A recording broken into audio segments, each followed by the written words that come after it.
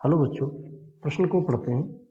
प्रश्न है, त्रिभुज एबीसी में भुजा बी बराबर 2 गुणा वर्गमूल 3, भुजा सी बराबर 3 गुणा वर्गमूल 2 और कोण सी बराबर 60 अंश है, तो कोण ए का मान ज्ञात कीजिए। तो यहाँ पर हमें जो त्रिभुज है एबीसी उसका एक कोण दिया गया है 60 अंश और कोण ए का मान हमें यहाँ पर ज्ञात करना है और भुजाएं दी गई हैं।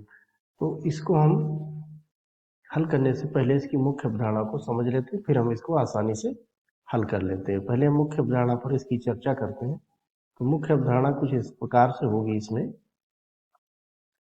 यदि हमारे पास एक त्रिभुज एबीसी है, कोई त्रिभुज एबीसी, और इसकी भुजाएं भी दी गई हैं हमें, यहाँ पर भुजा हमें ज्ञात हो इसकी, तो शीर्ष के सम्मुख बी के सामने की भुजा को बी से लिखते हैं, ए के सामने की भुजा को ए से लिखते हैं और सी के सामने की भुजा सी से लिखते हैं। तो b बराबर यहाँ पर हमें दिया गया है 2 गुणा वर्गमूल 3 और भुजा a हमें नहीं दी गई है और भुजा c हमें जो दी गई है वो है 3 गुणा वर्गमूल 2। ये भुजाएं हमें यहाँ पर दी गई हैं। तो इसमें हम ज्या नियम से इसको हल करते हैं। तो जब हमें भुजाएं और कोण ज्ञात हो इनके, तो इनमें एक संबंध होता है जिसको हम ज्या नियम कहते हैं। तो ज्या नियम कुछ इस प्रकार से होगा। इसमें ज्या नियम, और ज्या नियम होगा, यहाँ से हम लिख सकते हैं साइन ए बटा ए बराबर साइन बी बटा बी बराबर साइन सी बटा सी, और कोई कांस्टेंट हम ए लिख सकते हैं यहाँ पे। और त्रिभुज के तीनों कोणों का ये पहला हो जाएगा इसमें। और हम जानते हैं कि त्रिभुज के जो 3 कोण होते हैं इसमें दिए गए हैं ए प्लस बी प्लस सी, इसके अनुसार हो जाएगा वो 180 होता है। तो इन सब अवधारणाओं का प्रयोग करते हुए हम कोण ए को ज्ञात कर लेंगे। तो जो पहले हमें दिया गया है उसको हम पहले यहाँ पर लिख लेते हैं, फिर इसको हम हल कर लेते हैं। जैसा कि यहाँ पर हमें दिया गया है, त्रिभुज की भुजाएं दी गई है, यानी दिया है हमें यहाँ से एक तो भुजा दी गई है b बराबर 2 गुणा वर्गमूल 3 और भुजा c दी गई है वर्गमूल 2 और गुणा में 3 है। कोण c जो है वो है 60 अंश है और कोण a हमें यहाँ पर ज्ञात करना है। तो हम ज्या नियम से इसको हल करते हैं।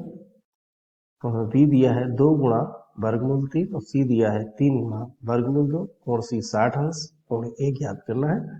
तो इसको हम आगे हल करते हैं। यहाँ पर हमें दिया गया b बराबर 2 गुणा वर्गमूल 3 और c दिया है यहाँ से 3 गुणा वर्गमूल 2। c बराबर यहाँ पर हमें दिया गया है 3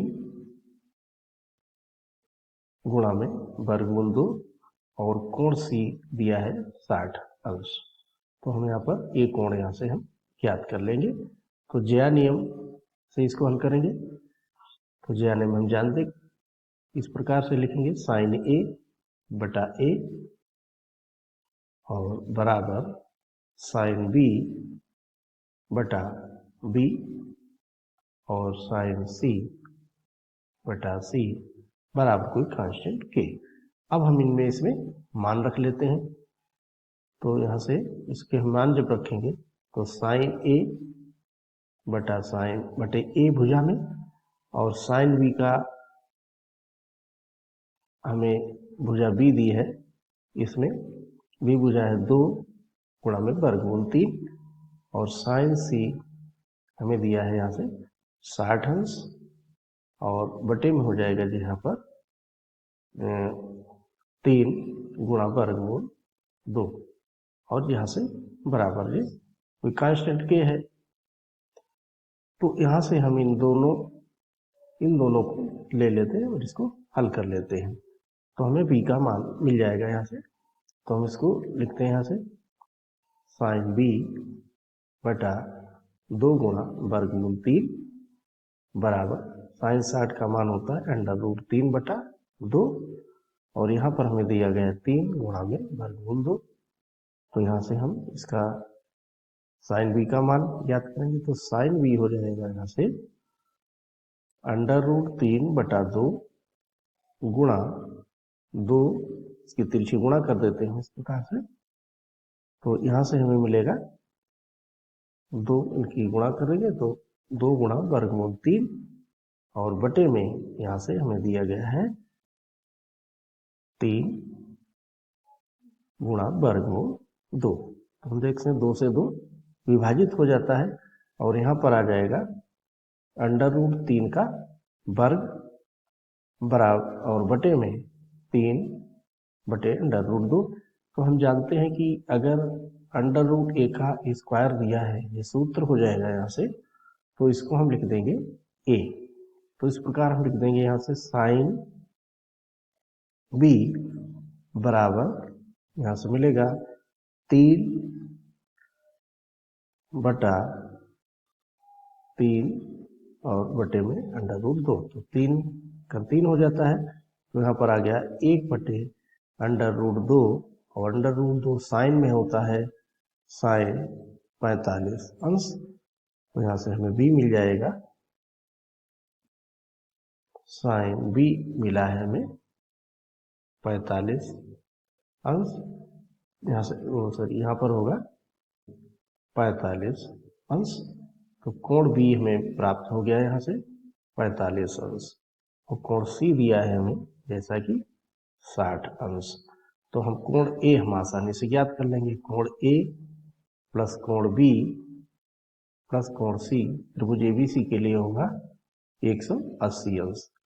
तो यहाँ पर कोण a बराबर हो जाएगा 180 अंश माइनस कोण b प्लस कोण c, जैसा कि 180 अंश माइनस कोण b हुआ यहाँ से दिया है 45 अंश प्लस 60 अंश।